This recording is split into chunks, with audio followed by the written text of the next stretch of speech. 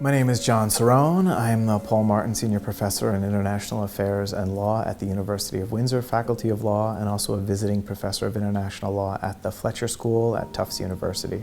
My talk is about the legal and political obstacles to accountability for the use of chemical weapons in the Syria conflict.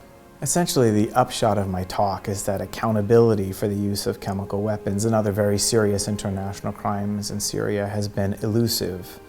And the use of chemical weapons provides a bright line, and it's universally condemned, and that this should be capitalized upon in order to promote accountability.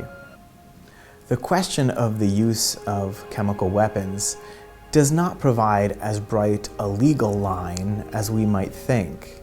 However, it still provides a political bright line.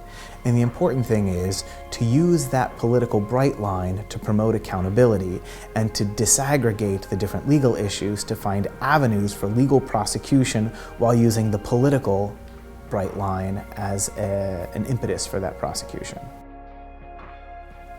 The analysis begins by looking at some of the traditional rules regulating weaponry in the context of armed conflict. And it's important to go back to those foundational rules in order to understand how the regulation of armaments has evolved over time. After examining possibilities for prosecution before domestic courts, I discuss a little bit the options for prosecution before an international criminal court, including before the ICC, and also a possible creation of an international criminal justice mechanism by the General Assembly.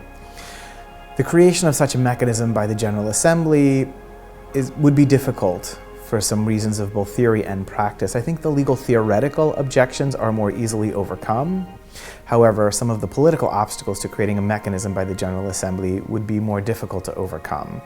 There's concern that it might create a precedent, that once that genie is out of the bottle, it would be difficult to put back in the bottle. It might be used in other situations that there might not be as much support for. There's also concern, perhaps on the part of the P5, that it would dilute their power.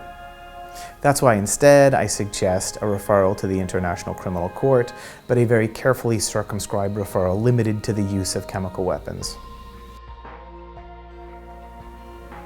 Much has been said about the complex nature of the conflict in Syria and the configuration of non-state actors and the fact that some of the non-state actors are actually fighting on behalf of states, and therefore we have this blurry state actor, non-state actor distinction. Fortunately, it is not so relevant for international criminal law, because international criminal law imposes obligations directly on the individual human being. The state actor, non-state actor distinction is not as relevant as it is for much of the rest of international law.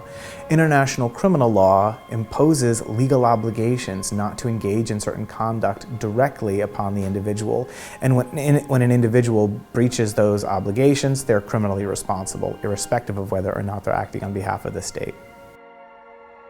I don't think academia needs to proceed at all. I think it needs to leave the academy and go into the policy realm.